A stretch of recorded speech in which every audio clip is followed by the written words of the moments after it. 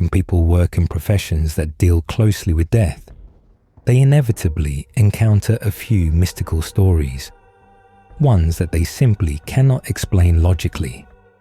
These are educated, analytical, logical people with sound judgment. Yet, even they experience events that can only be described as mystical. Here is the first story. My friend worked in the police. While on duty, a call came through the dispatch about loud music, yelling, and the sounds of a fight in one of the apartments. The patrol arrived at the scene. The door was opened by the occupants, drug addicts in a highly unstable state. The apartment was in complete chaos, dirty and foul-smelling. The officers began filling out paperwork, turned off the music, and a grave silence fell. You could only hear the pen scratching on paper. Suddenly, my friend heard the faint cry of a baby in the distance. At first, he didn't think much of it. Maybe a child in another apartment had woken up. After all, modern apartments have poor sound insulation, and often you can hear a neighbor sneeze through the wall. A little later, he heard the crying again. It didn't stop. If there was a child crying somewhere, the parents would have already soothed them. He listened closely and said to his partner, "Why is the baby crying for so long?" His colleague heard nothing and said he didn't hear anything. My friend could hear the crying clearly now and couldn't resist investigating where it was coming from. Walking through the apartment, he realized the sound was coming from the balcony. He checked the balcony but found no child, but the crying continued. He decided to conduct a thorough search of the apartment.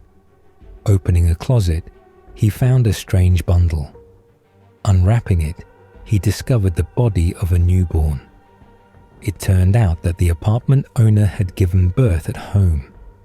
After the birth, the roommates had drowned the baby and continued partying.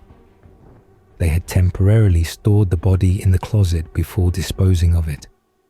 My friend had never believed in anything mystical, but after that night, he changed his mind.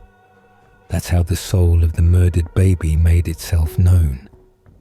Of course, all of this could be explained by intuition, experience, and professional instinct, but sometimes, when arriving at a crime scene, it feels as if something or someone is guiding you, and you sense that things are not as simple as they first appear. There was a call for a hanging. All the paperwork was done. They were just waiting for the coroner to arrive. The police were preparing to leave when an experienced detective asked the mother of the deceased, who had discovered her son hanging, "Where's his wife and child?" The mother replied, "The child is with Grandma. I don't know where his wife is, probably away on a work trip." After hearing this, the detective felt something unsettling keeping him there. He walked around the apartment and felt a strong pull toward the kitchen. When he entered, it felt as if someone was breathing on the back of his neck. Leaving the kitchen, he felt normal again. Entering a second time, he felt the presence again. His eyes fell on the oven. Though it hadn't seemed recently used, he opened it, and there were a baked liver and heart. In the fridge was the wife's head. The remaining body parts were later found in the shed. Intuition or mysticism? Here's another story. My friend is a forensic investigator. She told me about a call where a man had hanged himself. She arrived, worked, and photographed the body. Suddenly, a strange young man, either a nosy neighbor or someone curious, approached and said, "Take my photo, please." She told him, "Go away, don't disturb me." She finished her work and left. That evening, she went to another call and saw the same young man's body. She'd photographed him. Terrifying.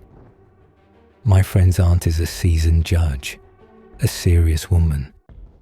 She often told us during family gatherings that in their courthouse, employees sometimes hear courtroom proceedings even when no one is there.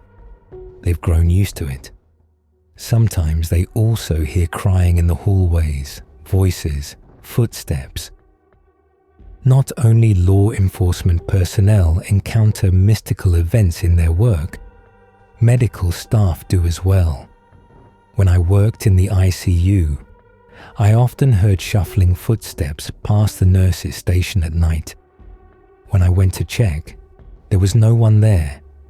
All the patients were in their beds. It felt eerie. My sister is also a medical professional, with 35 years of experience in various hospitals. She said the scariest place isn't the morgue, hospice, or oncology ward. It's the pediatric ICU. She often heard children's footsteps running through the hallways at night. You can never get used to the death of children. One night, a little boy passed away whose parents were heavy drinkers. Now his spirit is seen by my sister and her colleagues, heard in cries, laughter, and the patter of running little feet. My sister burned out and left the profession. She recently met a former colleague from the pediatric ICU and said that the boy's soul still roams the ward. Seeing children suffer raises questions. Why do little ones endure illness or incurable disease? Why do some children get parents who are abusive, neglectful, or addicted, parents who may harm or even kill them? Some believe that children's souls choose their parents. According to this theory, an old soul, experienced, suffering, and wise, chooses a short, painful life to complete its current earthly cycle quickly. What do you think of that theory? Here's a story about a child calling out to their parents.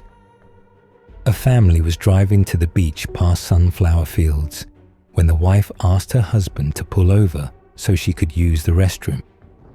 She walked into the brush and found a tiny baby wrapped in rags, alive but very weak. Naturally, they took the baby with them and drove to the hospital. An investigation followed, but they could never determine who the child belonged to or how they ended up there. The couple monitored the case, and eventually they adopted the boy. The remarkable thing is that the woman later admitted to her husband that she had heard the baby crying or calling all along, which is why she asked to stop. I don't usually believe in the supernatural, but this story gives me chills.